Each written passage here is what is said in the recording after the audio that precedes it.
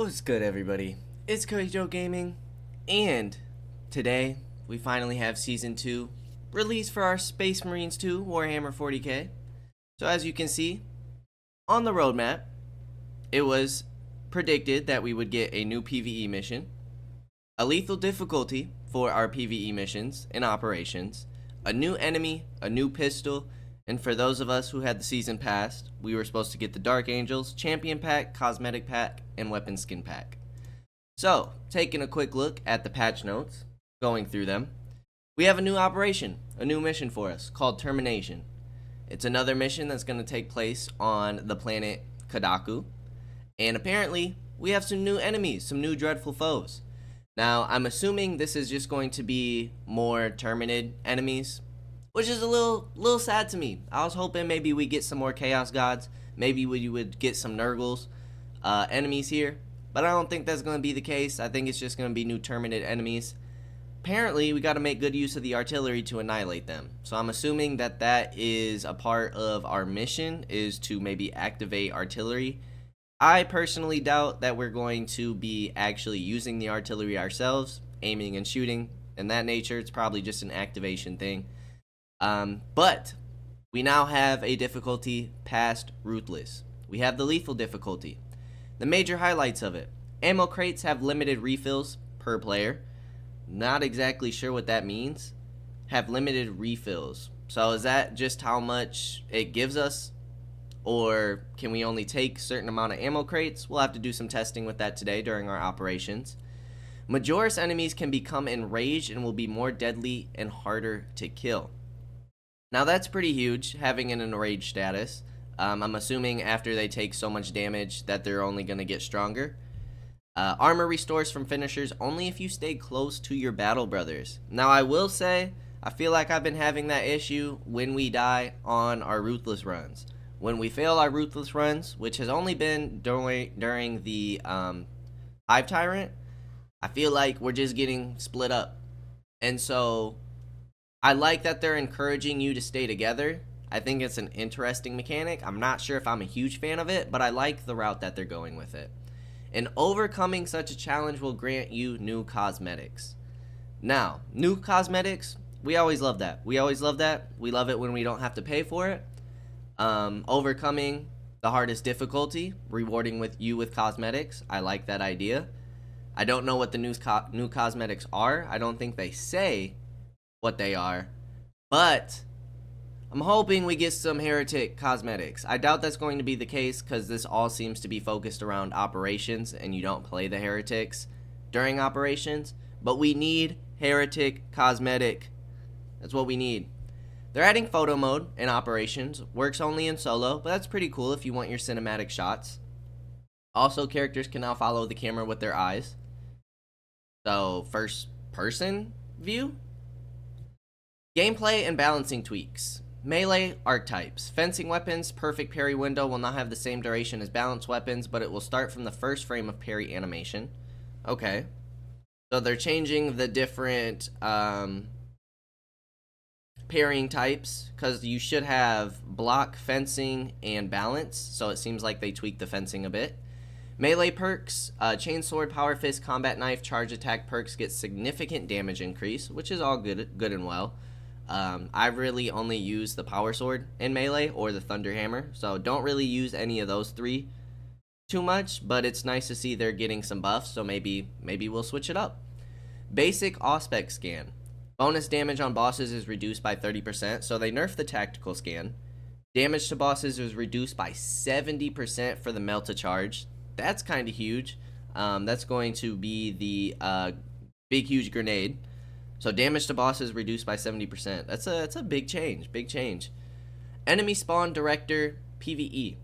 Tweaked idle spawns. Enemy variety within waves is now less random, while enemy variety between waves is bigger. Extremist enemies can now spawn with additional enemies. So now it looks like when we're seeing extremist enemies, those waves are going to be harder, spawning with additional enemies. It's not just going to be the extremists. Difficulty. Ruthless ammo crates have limited refills per player. Again, not exactly sure what that means. Whether it's a specific player can only pick up so much, or you only get a certain amount of ammo per crate. But that was the case before. It wouldn't automatically refill your ammo if you picked up one crate, so not exactly sure what that means. Players' armor is reduced by 20% during Ruthless difficulty, and players' armor reduced by 10% in Substantial difficulty. So they are making the other difficulties a tad bit harder, at least for survivability. Notes from the devs, we might as well read this. With patch 3, we have noticed that operations mode became noticeably easier, which it did. They changed a lot of the spawn rates. We went over those in the last video. They reduced a lot of the spawn rates, especially with the Chaos. Not necessarily the Terminids, but the Chaos they made big changes to. We are happier with what we have right now compared to what we had on release, because before patch 3, Chaos missions were unpopular. Still, we think that currently operations mode is a bit too easy. Overall, these changes are going to make operations mode harder. I'm not upset by that. The only mode we were really struggling on is Ruthless, and again, we've only failed on the Hive Tyrant. The Hive Tyrant's a tough boss, but that's also how it's supposed to be. Overall, these changes are going to make it harder, but it's difficult to measure by how much. So they're going to do some testing, some experimenting. They might add some stuff and then take it away a week later. We are the testers. We will continue to monitor those changes and will continue to adjust the balance of operations mode. This is not the last change. Okay. Now, PvP. My favorite, personally. And if you guys watch my 2.5 minute video, you guys can see right here, they fixed the Power Fist. Thank you. Thank you. Fixed the Power Fist in PvP, dealing too much damage with short charged attacks. It was one-shotting. That was ridiculous. The only weapon in the game to one-shot. Now, I do like how they added some power to the Power Fist, because that weapon I felt like nobody was really using. But I also don't think any weapon in the game should be able to one-shot. I don't think that should be the case. The starting animation of the grapnel launcher for the Vanguard is shorter in PvP. So they adjusted the Vanguard quite a bit in the last season, and I don't think very many people were happy with those changes. So they're still doing some adjustments, trying to balance them out. Increased delay between announcer messages and PvP. I know in the beginning that was kind of a problem. I haven't really noticed it too much, but hey, if it makes other people happy, then it's cool. AI, enemy dodges, globally replaced full invulnerability on dodge moves of enemies with heavy melee damage resistance. Okay. Enemy dodges. Globally replaced full invulnerability. So, I know, at least with the Terminid enemies, the bigger guys, they do quite a few dodges for attacks, so it's not, when they're dodging, they're not going to be fully invincible to your damage.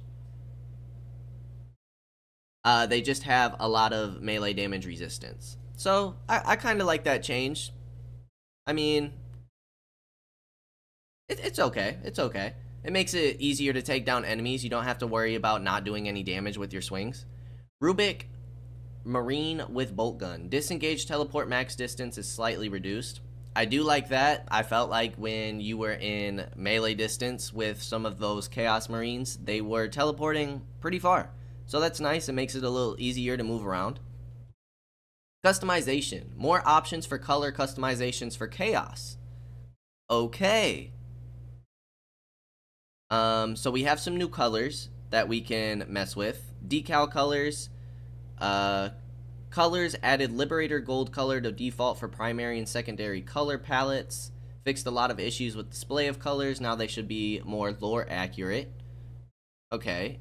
Added new Chaos Faction decals for the right shoulder. So it doesn't sound like they added any armor customization. Not yet, at least, I'm hoping.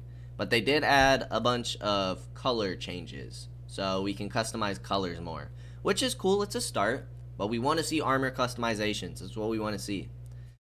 The Vox Liberatus level for campaign or for operations. The Demon Host. Disabled respawn until the last altar in the final arena.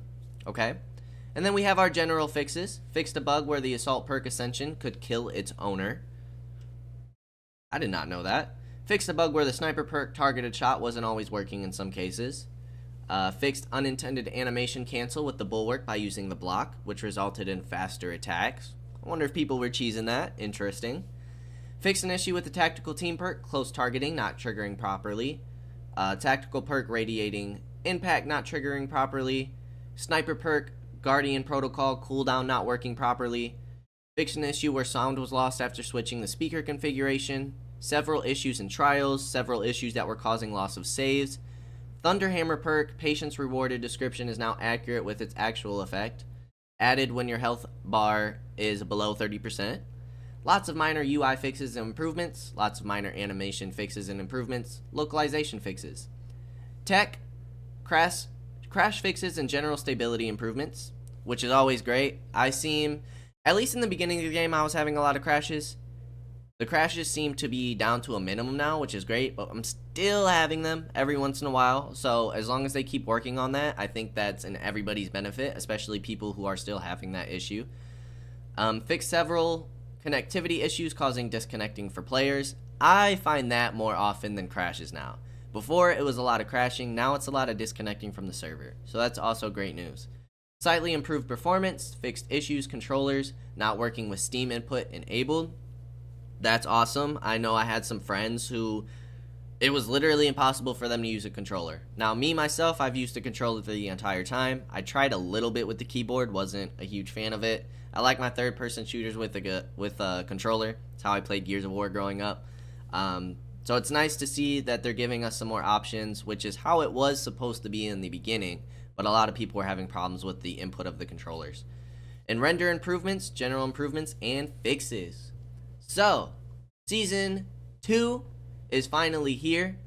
Patch 4.0. Make sure to go test it out. We'll be checking it out today. As always, I appreciate y'all for stopping by, and I hope to see you in the next episode. Until then, peace out, y'all.